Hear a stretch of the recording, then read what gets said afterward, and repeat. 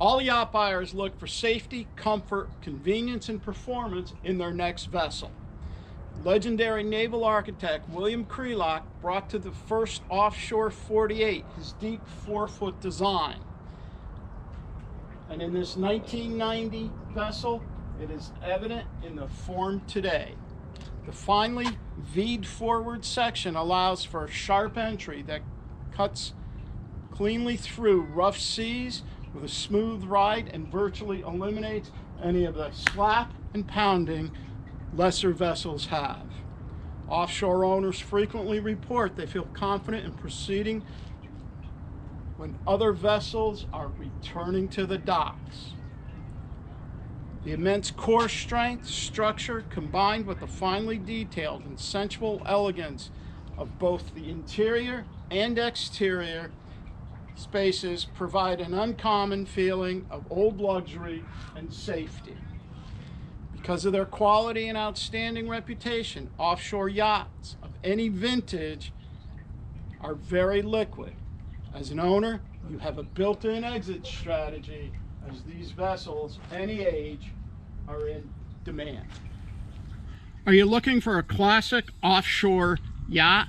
Then come with me on this video tour of this 1990 offshore YachtFisher listed at South Mountain Yachts. Start off here at the bow, coming down along the side. We see we've got a nice varnished cap rail and handrail. And then right here you can see part of the bulwarks actually drops down and becomes a step. Got large windows for light and air into the salon.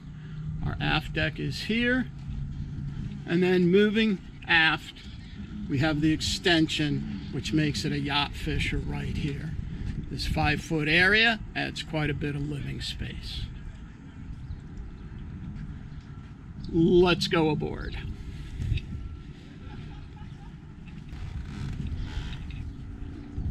Once aboard Iowa, we see we've got nice wide side decks that allow easy access to the bow. We have another private area here. And this space here at the bow has a seating area and storage area right here. At the bow pulpit, we see we've got our Muir windlass, washdown, and foot pedals right there. You can also barbecue from here. Looking behind us, this gives us an idea of the bridge. And then coming down along the port side, we can see just how easy it is as we come down along here. We do have window screens for all these windows that block out about 80% of the light.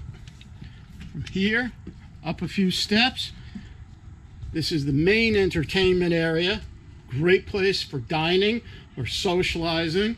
As you can see, we've got nice teak furniture, about 6.5 feet of headroom, isinglass on the sides, clear acrylic bulwarks right there, so we have a great view. Have counter space right here. And then we've got cabinets and storage, refrigerator right there at the wet bar. Up to the bridge deck, we see we have yet another entertainment area. You can always keep the captain company, seating both port and starboard. There's storage up under there also. Storage up under the cowl. Here we have our ship's destroyer wheel. All of our operational gauges right from here. We've got new Simrad touchscreen electronics, VHF radio, and our bow thrusters off on the left-hand side. This gives us a view from the helm forward, so we can see how expansive that is. As we circle around, we've got our side curtains that open for breeze through here. Moving back, we have a top deck here, which can be used as a sun pad area or a place to store your dinghy. There's a 600-pound davit lift right there.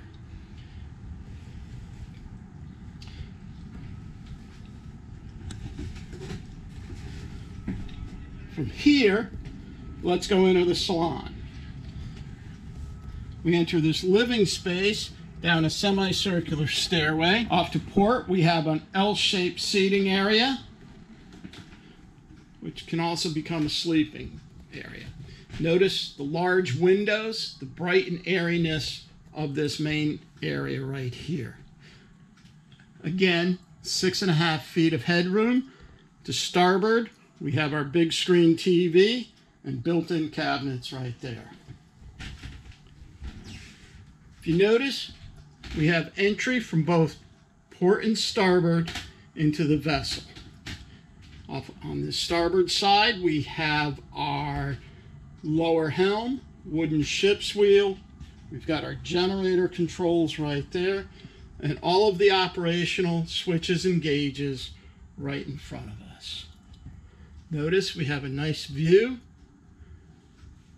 And then off to port, we have a serving area.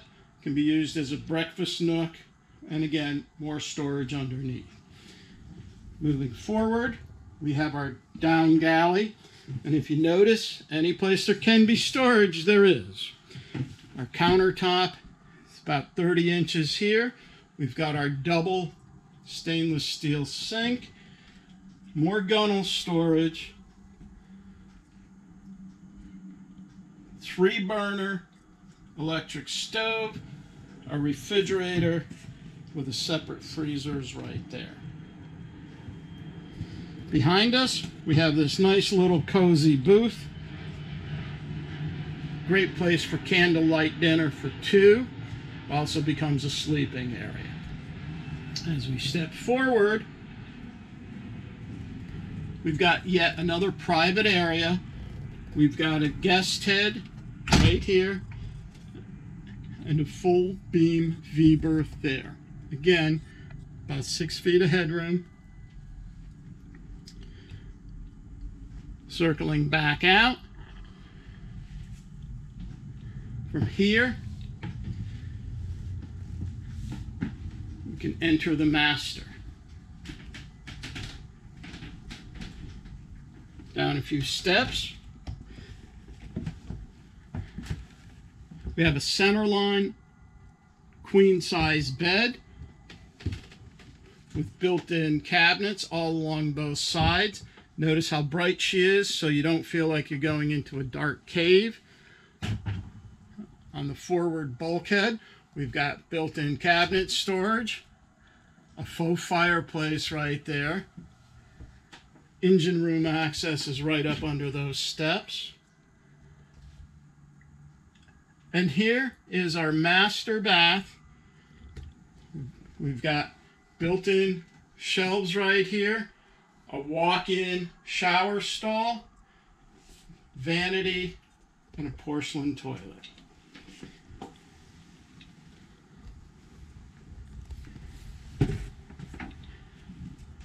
Behind here, we've got a built-in washer-dryer unit for when we have those extended days at sea. A plus on this vessel is this aft deck here. Great place. Come out, sit with your buddy, have a glass of wine, enjoy the stars, enjoy a romantic evening. Got about 5 feet of space. Our transom door here is over 31 inches, so it's nice and wide. So we can access that swim step and ease ourselves in and out of the water with the boarding ladder.